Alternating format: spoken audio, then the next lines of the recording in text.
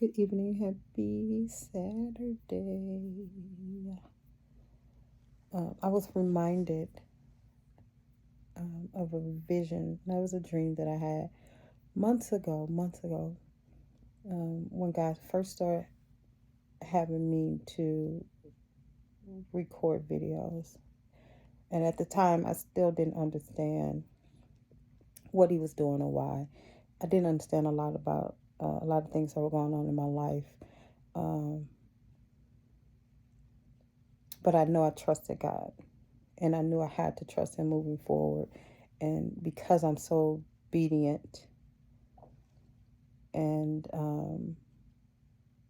what He asked me to do to me was so simple. Tell people about me, I can do that. I was still trying to figure it all out.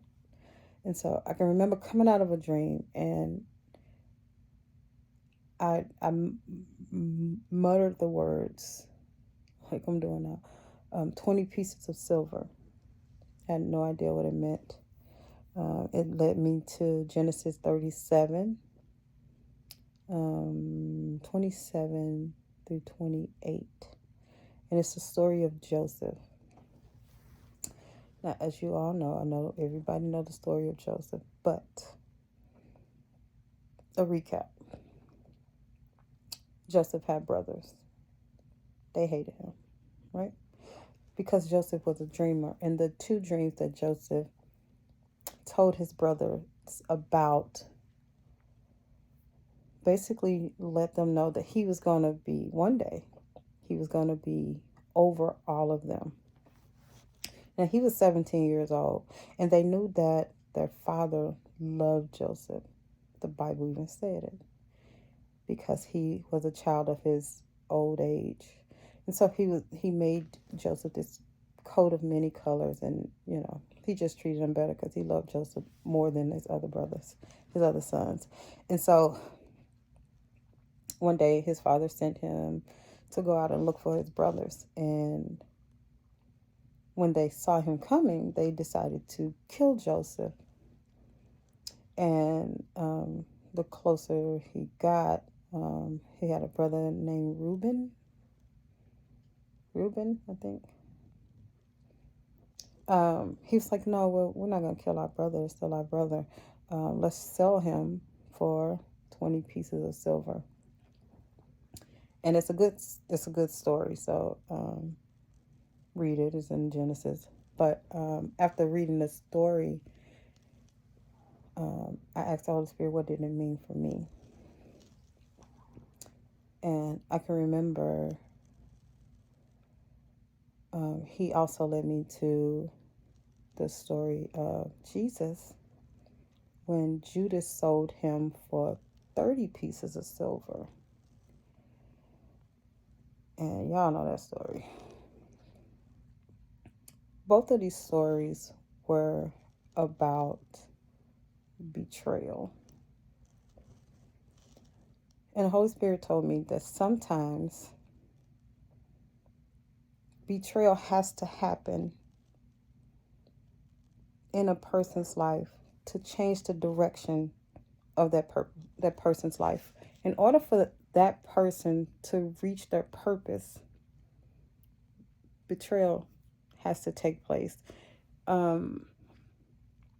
If Joseph was never betrayed by his brothers,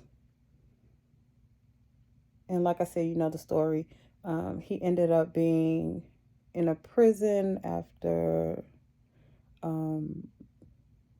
the king's wife tried to sleep with him, and he threw him in a prison for years. And everywhere Joseph went, he had favor. Even in prison, he had favor. He ended up being second in command over Egypt, and he was over his brothers and his father and everybody in the land except for the king or Pharaoh, whatever they called it back then.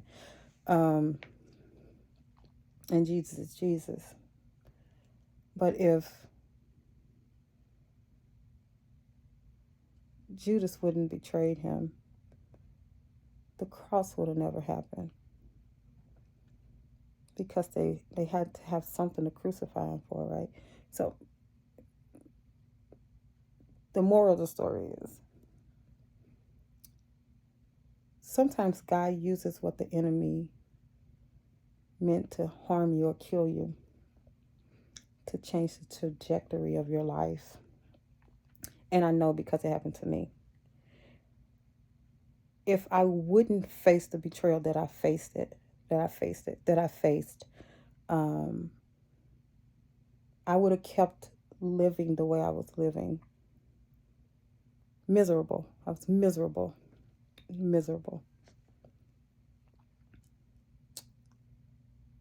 Knowing the truth but denying it. Because I was never, that's a totally different story. You always think you know, but you don't really know until you know. And then when you know, you can no longer pretend like you don't know.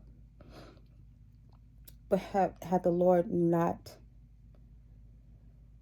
opened my eyes to what He has been,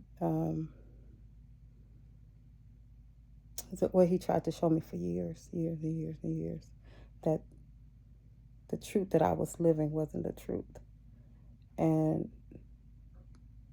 I thought I was on fire for God, and I wasn't. Um,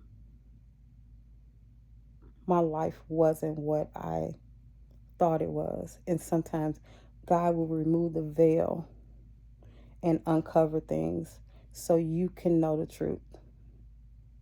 Not just about what's going on around you, but also about who you are. And when God exposed to you who you actually are, it's not always that great. You're not always as great as you think you are. And I'm Sister Super Christian, okay? I thought so. I was in the Word, I knew the Word, and I worked in the church, and I served in the church. Anyway, God uses things to change your life. And the things that He uses don't feel great, but they're necessary. Betrayal by someone that's close to you. His brothers, Joseph's brothers were close to him. Judas was a disciple. He was close to Jesus. He uses the people that are close to you to hurt you because a stranger on the street, it wouldn't affect you the same way. But it's something that we all go through, okay? And I was talking to a family member tonight, and if I could, and I will speak to her again, but tonight, but just know nothing is wasted with God. Nothing is ever wasted with Him. But you have to give it to Him. Because sometimes we choose to carry things. We choose to carry it. We choose to carry it when He never said we had to. But you can't have both ways. You can't have it both ways. You either give it to Him, give it all to Him, or you keep it and see how it work out, how it play out, and it won't. When I said yes to God a few months ago, when I made a decision that this time I'm all in, it changed my life. It changed my life.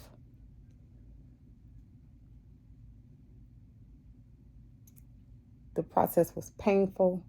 Healing, forgiveness, healing, forgiveness, healing, forgiveness. I that's a totally different story. Changed my life though. It was necessary. All of it was necessary. And I thank God for how He used every part of my life. And now I sit back. I sat back the other day, and I was telling him how all the times I can think of in my life where I was going through trials. Every trial you can see God hand in. Every trial. I remember when He first told me. I was sitting at work. I worked at Harris Casino. I think I was 22, No, I was younger than that. Maybe early 20s, 20, 21. And this girl walked up to me. I was reading my Bible. And she said, God told me to tell you, to tell people about him. I didn't think nothing of it. And as a matter of fact, I've never seen that girl again. I didn't see her before that, and I didn't see her after that. I said, Lord, was that an angel? Because sometimes we encounter angels and we never even know it. But he was calling me then, and when he brought that to my recollection earlier this week, I said, well, God, you've just been calling me all my life, all my life. I can remember almost dying from a seafood allergy when I was younger. I said, Lord, you've just been calling me. And he said, oh, how I waited for you to do his work, to do his will. And with every breath in my lungs, I would do the will of my Father. Trust God even in betrayal. Trust God when you hit rock bottom, and even if you're on top. Trust God to do the thing that only God can do. And this video is way too long, but 20 pieces of silver. Betrayal led me to my purpose, just like it did Joseph. So use every part of it. Have a good night.